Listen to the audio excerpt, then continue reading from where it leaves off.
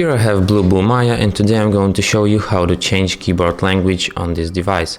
So first of all, what you have to do is go to the settings, go to the language and input options, go to the Android keyboard, languages, and here you have the whole list of languages that you can set your keyboard in. So let's select, for example, some other languages except English, for example Arabic and Ukrainian. And let me introduce you how does it works. So now you can not only write in English, but also you can write in Ukrainian, for example, and in Arabic.